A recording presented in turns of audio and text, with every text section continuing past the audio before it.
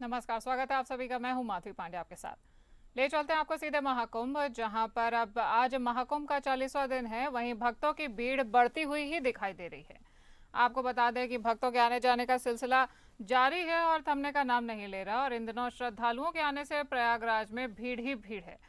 मेले में 39वें दिन भी लगभग 1.28 करोड़ से अधिक श्रद्धालुओं ने त्रिवेणी में डुबकी लगाई है। 20 फरवरी की रात 10 बजे तक 58 करोड़ से अधिक लोग महाकुंभ में स्नान कर चुके हैं। महाकुंभ में श्रद्धालुओं की भीड़ को देखते हुए प्रयागराज जाने वाली कई ट्रेनों को रद्द कर दिया गया है।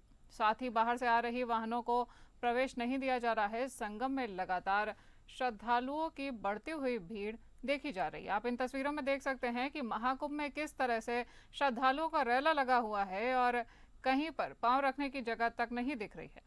आपको बता दें कि इसके चलते ट्रेनों को भी रद्द कर दिया गया है।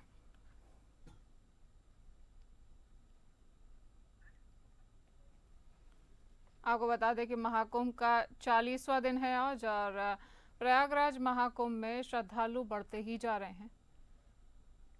पहले हुई भगदड़ को लेकर के प्रशासन भी सतर्क हो गया था और सुरक्षा के कड़े इंतजामात भी किए गए थे प्रशासन के द्वारा। वहीं इन दिनों श्रद्धालुओं के आने से प्रयागराज में अभी भी भीड़ देखी जा रही है और मेले के 39वें दिन 1.28 करोड़ से अधिक श्रद्धालुओं ने त्रिवेणी में डुबकी लगाई। हमारे विशेष संवाददाता आनंद सिंह फोन लाइन पर जुड़ गए हैं। आनंद, क्या खास देखा जा रहा है? श्रद्धालु बढ़ते जा रहे हैं, तो प्रशासन की इस समय क्या इंतजाम है श्रद्धालुओं की सुविधा के लिए? देखिए, महाकुंभ अब अपने आखिरी पड़ाव में है। 26 फरवरी को महाशिवरात्रि के स्नान के साथ महाकुंभ संपन्न हो जाएगा। हालांकि जो भीड़ है, जो श्रद्धालुओं का आना जाना है, वो लगातार जारी है और 58 करोड़ से भी अधिक संख्या में श्रद्धालु अब तक संगम में आस्था की डुबकी लगा चुके हैं। और ये मानव इतिहास की सबसे बड़ी गैदरिंग, सबसे बड़ा आयोजन आप कह सकती हैं यहाँ पर महाकुंभ में हो रहा है, प्रयागराज संगम पर हो रहा है। इसको देखकर सरकार ने की तैयारियां की थी। जो महाकुंभ शुरू हुआ था उसके बाद से तैयारियां लगातार, चाहे सुरक्षा की बात हो, चाहे लोगों की सुविधाओं की बात हो। और कल मुख्यमंत्री ने एक बार फिर कानून व्यवस्था को लेकर जो बैठक की थी, उसमें उन्होंने साफ तौर पर इस बात को कहा है कि जन आस्था का पूरा सम्मान होना चाहिए।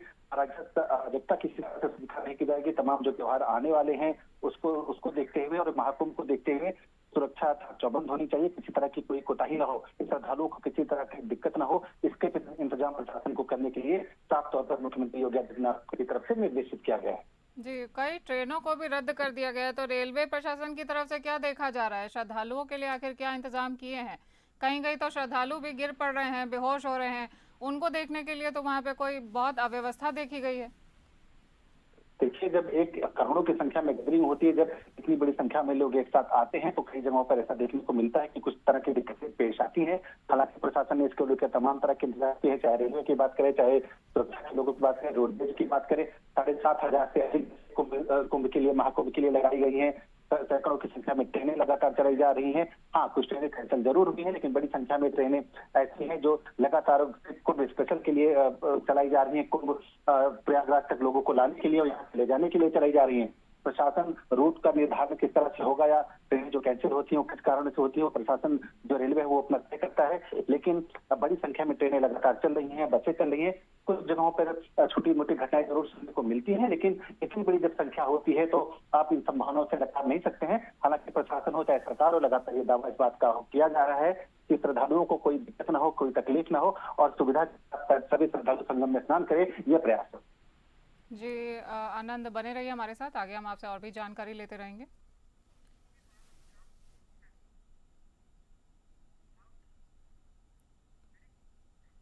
सीएम योगी ने महाकुंभ से जुड़े हुए अधिकारियों की मीटिंग ली है। उन्होंने ये व्यवस्था सुनिश्चित करने को कहा है कि बड़ी संख्या में श्रद्धालु संगम आ रहे हैं, तो व्यवस्था में चूक की कोई गुंजाइश नहीं होनी चाहिए। ऐसी व्यवस्था बनाए कि श्रद्धालुओं को कम से कम पैदल चलना पड़े। हालांकि संगम आने वाले सभी रास्तों पर 8 से 10 किलोमीटर तक श्रद्धालुओं की भीड़ देखी जा रही है। शहर के बाहर की पार्किंग में ही वाहनों को रोका जा रहा है। वहां से शटल बसों की सुविधा उपलब्ध की गई है। हालांकि बस ना मिले तो संगम पहुंचने के लिए करीब 10 किलोमीटर तक श्रद्धालुओं को पैदल चलना पड़ रहा है। आपको बता दें कि भीड़ के चलते प्रयागराज में स्कूलों में 8वीं तक की कक्षाएं ऑनलाइन ली जा रही हैं और प्रयागराज आने जाने वाली 8 ट्रेनें 28 फरवरी तक रद्द कर दी गई हैं। 4 ट्रेनों के रूट बदले गए हैं। दूसरी ओर वीआईपी की गाड़ियां अरैल घाट तक जा रही हैं। प्रयागराज की रजिस्टर्ड यूपी 70 गाड़ियों को ही शहर में एंट्री दी जा रही है। हमारे विशेष संवाददाता आनंद सिंह लगातार हमारे साथ बने हुए हैं। आनंद, क्या खास दिशा निर्देश दिए हैं मुख्यमंत्री योगी ने? बिल्कुल, देखिए कल शाम को जो बैठक मुख्यमंत्री योगी आदित्यनाथ ने जो महाकुंभ चल रहा है उसके साथ ही साथ जो तमाम पर्व आने वाले हैं आगे चल के, चाहे वो महाशिवरात्रि है, चाहे वो होली है, चैत्र नवरात्र, रामनवमी, रमजान, तमाम तरह के जो आयोजन होने वाले हैं उसको लेकर जो कानून व्यवस्था को लेकर बैठक की है। तमाम जो संबंधित अधिकारी थे उनके साथ वीडियो कॉन्फ्रेंसिंग की है और ये स्पष्ट निर्देश दिए हैं कि किसी तरह की भी कोई कोताही सुरक्षा में लोगों की और सुविधा में न बरती जाए। मुख्यमंत्री ने साफ तौर पर यह कहा है कि महाकुंभ को सफल बनाने के लिए जिस तरह से अब तक योगदान लोगों ने दिया है अब उसको आगे निरंतर जारी रखा जाए। लोगों को कम पैदल चलना पड़ेगा, जैसा कि कहा जा रहा था कि क्योंकि पार्किंग शहर से बाहर बनाई गई है ताकि अंदर जाम न की स्थिति न हो। कई कई जगहों पर ऐसी सूचनाएं भी आई कि जो श्रद्धालु हैं उनको 10 किलोमीटर से अधिक तक पैदल चलना पड़ा है। मुख्यमंत्री ने साफ तौर पर इस बात के निर्देश दिए हैं कि कम से कम पैदल लोगों को चलना पड़े ताकि लोग जल्द से जल्द अपनी यात्रा पूरी करें, संगम में स्नान करें। इसको लेकर निर्देश मुख्यमंत्री ने दिए हैं। अधिकारियों को उन्होंने साफ तौर पर यह कहा है कि संगम में स्नान के लिए कम से कम पैदल चलें ताकि उनको सुविधा मिले, उनको सुरक्षा का सारा इंतजाम हो। इसको लेकर स्पष्ट उन्होंने निर्देश दिए। साथ ही साथ जो संगम के पानी की गुणवत्ता है उसकी मॉनिटरिंग करने के भी निर्देश मुख्यमंत्री योगी आदित्यनाथ की तरफ से दिए गए हैं। और सुरक्षा के मद्देनजर आखिर मुख्यमंत्री ने क्या खास निर्देश दिए हैं? इस समय क्या इंतजाम देखे जा रहे हैं वहाँ पर? शुरू हुआ था उसके पहले से, चाहे पुलिस बल की बात हो, अर्धसैनिक बलों की तैनाती की बात हो या जो आतंकवाद निरोधी दस्ते होते हैं, चाहे वो एटीएस की बात हो या जो स्पेशल पुलिस फोर्स बनाई गई है उसकी बात, तमाम तैनाती वहां पर लगातार मौजूद है। और किसी भी चीज से निपटने के लिए, किसी भी जो कह सकते हैं अराजक की स्थिति से निपटने के लिए पूरे इंतजाम वहां पर महाकुंभ मेला क्षेत्र में किए गए हैं। और यही कारण है कि अब तक का जो महाकुंभ चला है वो पूरी सफलता के साथ अब तक आयोजित होता रहा है। और महाशिवरात्रि यानी 26 फरवरी को जब आखिरी पर्व का स्नान होगा, सरकार की यह मंशा है कि जिस तरह से अब तक आयोजन हुआ है उसी तरह से निरंतर से जारी रखा जाए और 26 तारीख की समाप्ति तक स्थिति ऐसी बनी। जी आनंद, बने रहिए हमारे साथ और भी जानकारियों के लिए।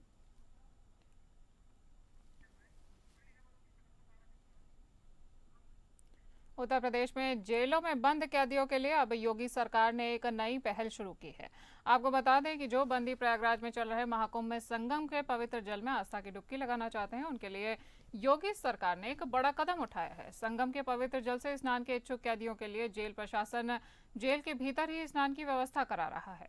इसके लिए तीर्थराज प्रयागराज से संगम का जल लाकर जेलों में पहुंचाया जा रहा है ताकि पवित्र स्नान के इच्छुक बंदियों को स्नान का अवसर मिल सके। राजधानी लखनऊ में इस कार्यक्रम की शुरुआत प्रदेश के कारागार मंत्री दारा सिंह चौहान ने की है। राज्य सरकार के इस प्रयास से प्रदेश की सभी जेलों में बंदी त्रिवेणी के संगम जल से अब पवित्र स्नान कर सकेंगे। वर्तमान समय में लगभग 90,000 बंदी प्रदेश के कारागारों में निरुद्ध हैं। कि जो कुछ हम लोग कर पा रहे हैं आज पूरे प्रदेश में, सब प्रमुख सचिव जी ने बताया, चाहे भैया दूज का हो, चाहे दीपावली का हो, रक्षाबंधन का हो, विजयदशमी का हो। प्रमुख सचिव जी ने कहा कि सारे जितने भी हमारे बंदी कैदी हैं सबको जो है फलाहार की व्यवस्था की जाए जिससे कम से कम ये भी अपना त्यौहार कायदे से मना सके। और इसी नाते आज तो मैं इसलिए इस बात की प्रेरणा मुझे मिली कि आज पूरी दुनिया में और पूरी दुनिया के लोग इस देश के यशस्वी प्रधानमंत्री आदरणीय मोदी जी के मार्गदर्शन में, उत्तर प्रदेश के यशस्वी मुख्यमंत्री आदरणीय योगी जी के नेतृत्व में आज प्रयागराज में संगम रोज पे दुनिया के लोग और दुनिया में एक इतिहास रचने का काम हमारा उत्तर प्रदेश किया है, जहां 55 करोड़ से ज्यादा लोग वहां पे संगम में स्नान करके पुण्य के भागीदार बने हैं। आनंद सिंह हमारे विशेष संवाददाता लगातार हमारे साथ बने हुए हैं और आपसे महत्वपूर्ण जानकारियां भी साझा कर रहे हैं। आनंद, क्या खास देखा जा रहा है, किस तरह का उत्साह है कैदियों में इसको लेकर? बिल्कुल, देखिए जिस तरह से उत्साह श्रद्धालुओं में नजर आ रहा है, महाकुंभ में 60 करोड़ की संख्या लगभग तक यह आयोजन समाप्त होगा 60 करोड़ के आसपास लोग नहा चुके होंगे।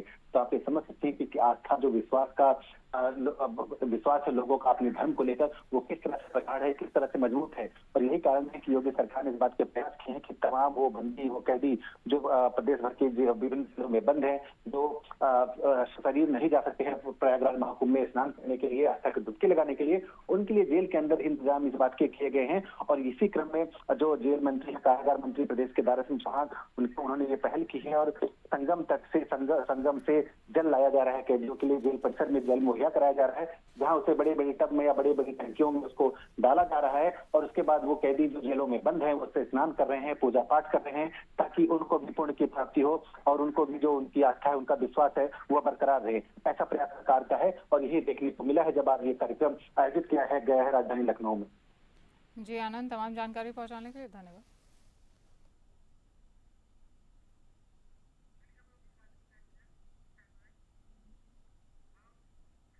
उत्तर प्रदेश के गाजीपुर के बिरनो थाना क्षेत्र के पास एक महाकुंभ से वापस लौट रही कार, तेज रफ्तार कार गिट्टी लदे हुए ट्रेलर के पीछे से टकरा गई है। इस दर्दनाक हादसे में कार सवार 4 लोगों की मौत हो गई है, जबकि एक को गंभीर रूप से घायल बताया जा रहा है। इसका इलाज अस्पताल में चल रहा है। जानकारी के मुताबिक गाजीपुर के बिरनो थाना के वाराणसी से गोरखपुर हाईवे पर ये भीषण सड़क हादसा हुआ है। मृतकों में 2 महिलाएं 2 पुरुष शामिल हैं। मृतक बिहार के अररिया जिले के पलासी थाना इलाके के रहने वाले बताए जा रहे हैं। सभी कार सवार प्रयागराज से महाकुंभ में स्नान कर बिहार की तरफ वापस जा रहे थे और उसी बीच ये सड़क हादसा हो गया।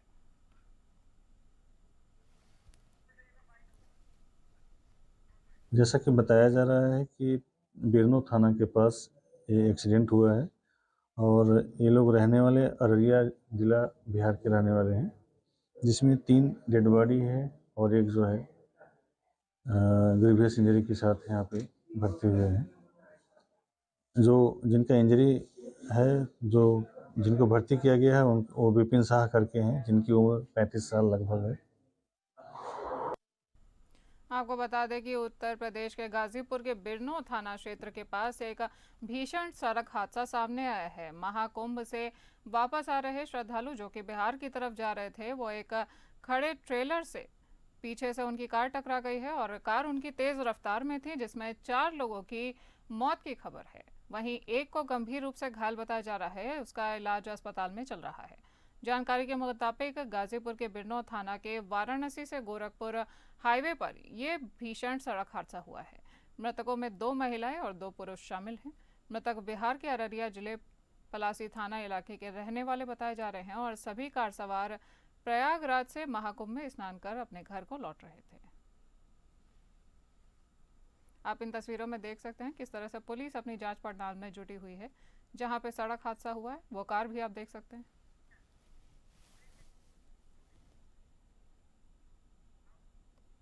उत्तर प्रदेश बार काउंसिल के नेतृत्व में वकीलों ने एडवोकेट्स एक्ट में होने वाले अमेंडमेंट का विरोध शुरू कर दिया है। आपको बता दें कि जौनपुर में कलेक्ट्रेट अधिवक्ता समिति के पदाधिकारियों ने डीएम को ज्ञापन सौंपा है। वकीलों की प्रमुख मांगों में एडवोकेट प्रोटेक्शन एक्ट का प्रावधान शामिल है। इसके अलावा वकीलों के लिए 10 लाख का मेडिक्लेम और मृत्यु पर 10 लाख की बीमा की राशि भी मांगी गई है। वकील चाहते हैं कि पंजीकरण के समय ली जाने वाली 500 रुपये की स्टैंप राशि प्रादेशिक परिषदों को वापस की जाए। विधिक स्टैंप की बिक्री से धन राशि जो कि प्राप्त होती है, उसका 2% अधिवक्ताओं की कल्याणकारी योजनाओं पर खर्च किया जाए। वकीलों ने चेतावनी दी है कि अगर एडवोकेट अमेंडमेंट बिल 2025 वापस नहीं लिया गया तो वे देशव्यापी आंदोलन करेंगे। 25 फरवरी को प्रदेश भर के वकील न्यायिक कार्य से विरत रहेंगे। वो सुबह 10 बजे से शाम 5 बजे तक ट्रेजरी और रजिस्ट्री कार्यालय का घेराव करेंगे। डीड राइटर को बेनामा करने की अनुमति नहीं दी जाएगी। उल्लेखनीय है कि राजस्थान विधानसभा द्वारा पारित एडवोकेट प्रोटेक्शन एक्ट को राज्यपाल ने राष्ट्रपति की सहमति न मिलने के कारण रोक दिया है। वकीलों का आरोप है कि वर्तमान सरकार एडवोकेट प्रोटेक्शन एक्ट पारित नहीं करना चाहती है। सरकार यह संशोधन करना चाहती है, स्ट्राइक पर टोटल पाबंदी रहेगी। हमारे पूर्व के भेजे गए तमाम प्रस्ताव को न मान के, और जो समिति बनी है उसमें मात्र एक व्यक्ति अधिवक्ता समिति का होगा, बार काउंसिल का, उसका भी हमें विरोध है कि पूरा गवर्नमेंट जो रहेगी और एक व्यक्ति हमारा रहेगा, यह उचित नहीं है। ये जो अमेंडमेंट हो रहा है इसको टोटल रिजेक्ट करिए। अधिवक्ताओं का जो हम लोगों का 10 लाख लाइफ इंश्योरेंस वाला है, हमारा प्रस्ताव है। और राइट काज पर हमें अधिकार है कि हम बार से दूर स्ट्राइक करें। पेंशन हम उसकी डिमांड कर रहे हैं, गवर्नमेंट मानने के लिए तैयार नहीं है। गलत तरीके से अधिवक्ता अधिनियम में संशोधन करना चाहते हैं। पंकज कुमार हमारे साथ जुड़ गए हैं फोन लाइन पर। पंकज, क्या खास मांगे हैं एडवोकेट्स की? जैसा कि बता दें, जौनपुर में सारे अधिवक्ताओं आक्रोश में है। जो जिस तरह से नया कानून काला उनका जो है केंद्र सरकार के खिलाफ हमला बोला है। उन्होंने कहा जब तक मेरी सरकार बात नहीं मानेगी हम लोग जो है विगत कार्यों से बहिष्कार रहेंगे और कोर्टे और न्यायालय नहीं चलेंगे। चाहे रजिस्ट्रार विभाग हो, चाहे किसी भी प्रकार से यहाँ पे अधिवक्ता काम से नहीं करेंगे, सारे बाधित रहेंगे काम करने से। और काफी आक्रोश नजर आ रहा है अधिवक्ताओं में। दीवानी, कलेक्ट्रेट सभी लोग सामूहिक लेकर डीएम को ज्ञापन भी सौंपा है। जी पंकज, तमाम जानकारी के लिए धन्यवाद।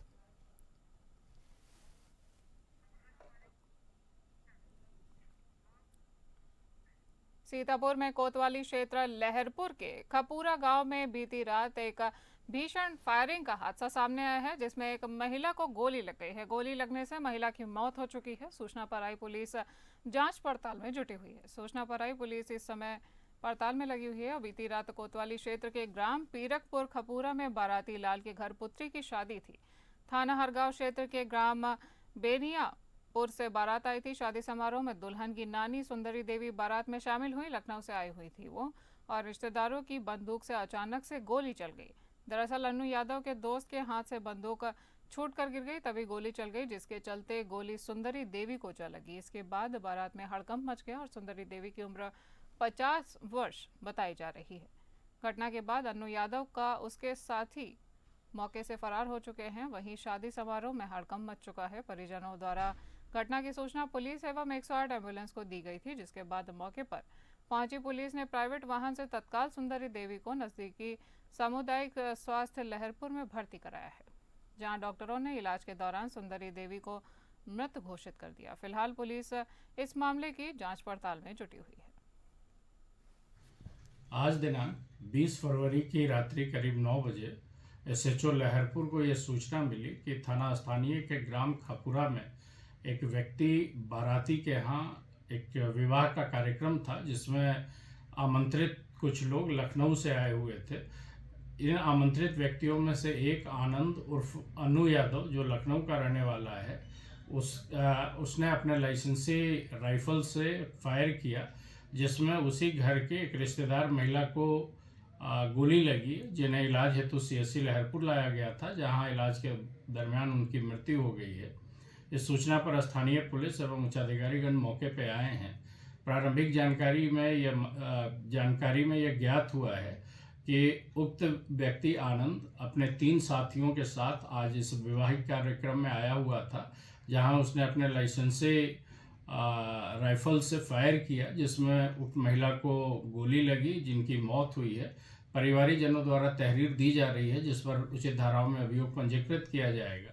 बात करेंगे उत्तर प्रदेश के कानपुर देहात की, जहां मंगलपुर थाना के पास शाहपुर गांव में झोपड़ी में भीषण आग लग गई, लेकिन हादसे में किसी तरह की जनहानि नहीं हुई है। आग से गरीब महिला का घर जलकर खाक हो गया। आग लगने के कारणों का अभी तक पता नहीं चल पाया है। सूचना पर दमकल विभाग की टीम ने मौके पर पहुंचकर आग पर काबू पाया। वहीं पुलिस ने घटना की जांच शुरू कर दी है।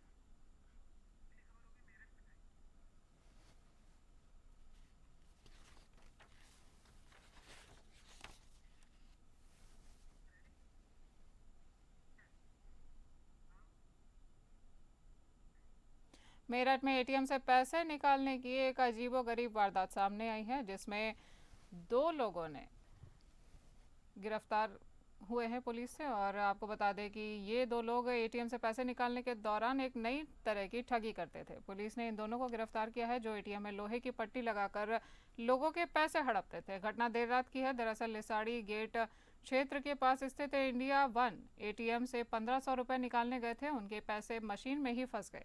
वह टेक्निकल खराबी समझकर कुछ दूर जाकर खड़े हो गए। इसी दौरान बिना नंबर की बाइक से 2 युवक वहां पहुंचे और उन्होंने ATM से पट्टी निकाली और नावेद के 1500 रुपये निकाल लिए। नावेद ने ये देखा और शोर मचा दिया। आसपास के लोगों ने दोनों आरोपियों को पकड़ लिया। पूछताछ में आरोपियों ने अपना नाम शास्त्री नगर निवासी आशीष और पोदीवाड़ा निवासी मोनू बताया है। स्थानीय निवासी सलीम अंसारी के अनुसार आरोपी लंबे समय से इस तरह की वारदात को अंजाम दे रहे थे।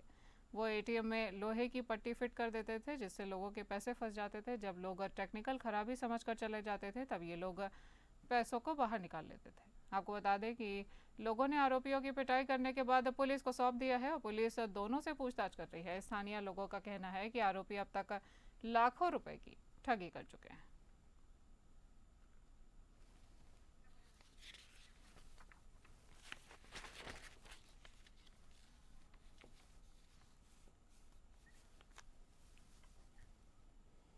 बात करेंगे हमीरपुर की राठ कोटवाली की, जहां दो युवतियों के बीच एक हाई प्रोफाइल ड्रामा देखने को मिला है। आपको बता दें कि दोनों महिलाओं में जमकर मारपीट देखने को मिली। महिला का आरोप है कि दूसरी युवती का उसके सिपाही पति के साथ अवैध संबंध है। सिपाही की पत्नी ने अपनी बहन के साथ मिलकर युवती के परिजनों के साथ कोतवाली गेट पर जमकर हाथापाई की। हंगामा देखकर पुलिस ने मौके पर पहुंचकर हंगामे को शांत कराया और पुलिस ने दोनों महिलाओं को गिरफ्तार कर दोनों के खिलाफ कार्यवाही की है। महिलाओं की मारपीट का वीडियो सोशल मीडिया पर तेजी से वायरल हो रहा है।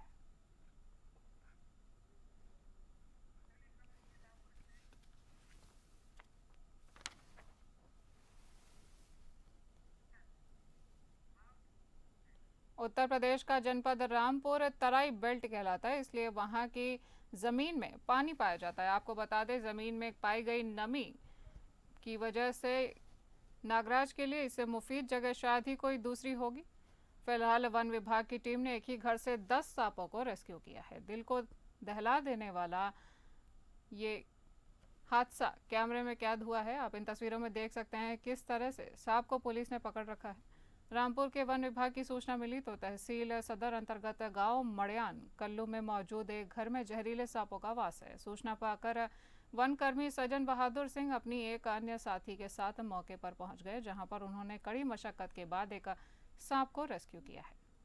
कभी उन्हें यहां पर कई और सांपों की मौजूदगी का एहसास हुआ, फिर धीरे धीरे स्थिति साफ हुई कि एक के बाद एक वन कर्मी सजन बहादुर सिंह ने इसे घर से 10 सांपों को रेस्क्यू कर लिया है। पकड़े गए सांपों में दो बेहद जहरीले कोबरा सांप हैं। वन कर्मी सजन बहादुर सिंह को जहरीले सांपों का रिस्क करने का काफ़ी पुराना अनुभव है और वह अब तक लगभग 600 से ज़्यादा सांपों का अकेले ही रेस्क्यू कर चुके हैं। देखिए, हमको सूचना मिली थी कि मडिया कल्लू गांव जो सदर तहसील में है रामपुर की, यहाँ पर कुछ सांप हैं। तो स्टाफ है यहाँ पर हमारा जो सजन बहादुर सिंह ये गए थे और वहाँ पर 10 सांप कुल मिले, जिसमें से 2 स्पेक्टिकल्ड कोबरा थे और जो 8 थे वो रैट स्नेक थे। तो 8 जो थे वो नॉन वेनेमस थे, लेकिन 2 बड़े सांप जो थे वो वेनेमस स्नेक भी मिले। तो उनको रेस्क्यू कर लिया गया है वहाँ से और अब उनको उनके जो क्षेत्र है वहाँ पर छोड़ने की कार्यवाही की जाएगी प्राकृतिक क्षेत्र में। आपको बता दें कि उत्तर प्रदेश के रामपुर तलाई बेल्ट में नमी पाने की वजह से वहां सांपों की तादाद पाई जा रही है। वहीं पर आपको बता दें कि वन विभाग ने एक घर से लगभग 10 सांपों को बरामद किया। इन तस्वीरों में आप देख सकते हैं किस तरह से अधिकारी वन विभाग के उन्होंने सांपों को पकड़ रखा है हाथ में और एक के बाद एक लगभग 10 सांपों को इन्होंने रेस्क्यू किया है। आपको बता दें कि पकड़े गए सांपों में लगभग 2 बहुत ही जहरीले कोबरा सांप है। वनकर्मी सजन बहादुर सिंह को जहरीले सांपों का रेस्क्यू करने का काफ़ी अनुभव है। इन तस्वीरों में आप देख सकते हैं कि उन्होंने किस तरह से सांपों का रेस्क्यू किया है और वो लगभग अब तक 600 सांपों का रेस्क्यू अकेले ही कर चुके हैं। इस बुलेटिन में इतना ही। नमस्कार।